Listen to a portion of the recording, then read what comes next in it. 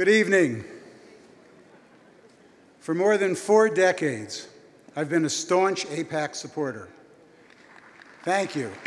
Thank you. While much has changed in our country, one thing remains constant. AIPAC continues to attract and support generation after generation of individuals like you committed to a strong U.S.-Israeli alliance. AIPAC's success is largely attributable to its continued focus on expanding bipartisan support for a strong U.S.-Israel partnership. As chairman of the Conference of Presidents, I've personally witnessed AIPAC's effectiveness in working with members of Congress from both sides of the aisle on a range of issues vital to the pro-Israel community. AIPAC sets the standard for identifying and connecting with America's current and emerging leaders. This is seen in the diversity of its activists and bipartisan support for our cause, as we see with all of you in this room tonight. Like AIPAC, the Conference of Presidents is a large tent for the leaders of more than 50 major American Jewish organizations. We represent a broad spectrum of the American Jewish community, collectively pursuing one mission: to ensure the well-being of Israel and the Jewish people. You can applaud, it's okay. Throughout the past year, the Conference of Presidents has been on the front line along with AIPAC to stop the malign behavior of Iran.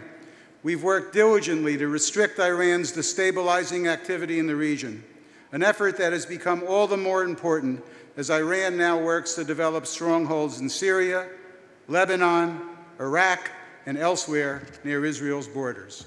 Now more than ever, our community must stand unified, supporting policies that will end the flow of money to terrorists in the region and those who seek to do Israel harm. And we must prevent Iran from developing long-range nuclear-capable missiles and weapons which could strike both Israel and the United States.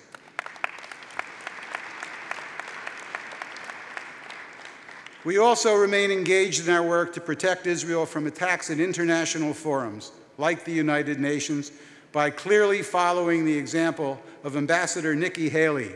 Zero tolerance for zero tolerance for intolerance in all bodies, both national and international. There must be a price to be paid for those who stand against the U.S. and Israel. They stand against freedom and democracy, and they support terror, violence, and extremism, and we'll speak out against it. Now, I would be remiss if I didn't share with you my personal reflections on a recent Conference of Presidents trip to the United Arab Emirates in Jordan. In the UAE, I found a country that is tolerant, pluralistic, promoting women in government and the private sector, while committing to fight terrorism and extremism in every form. The visit gave me hope for positive change in the region. We should encourage and support the Kingdom of Saudi Arabia and other Gulf states pursuing a similar path so that the pace of change will accelerate. Real change is slow and must be encouraged constantly. Now, as we approach Israel's 70th, please join me in taking a moment to show our appreciation to this administration of ours for officially recognizing Jerusalem as Israel's capital and establishing an embassy.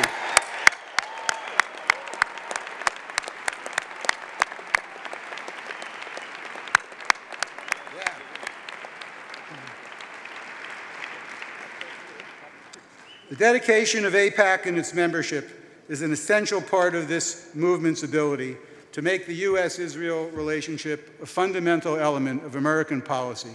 And because of this, the United States and world leaders all acknowledge the value of AIPAC and you, its members.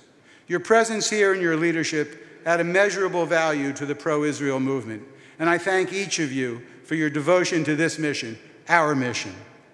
As I wrap up my term as chairman of the Conference of Presidents in June, I look forward to continuing to work closely with AIPAC to ensure the U.S.-Israel relationship thrives for the sake of freedom and democracy and for the safety and security for the sake of the Jewish state, the United States, and the entire world. Thank you all much. Have a great conference.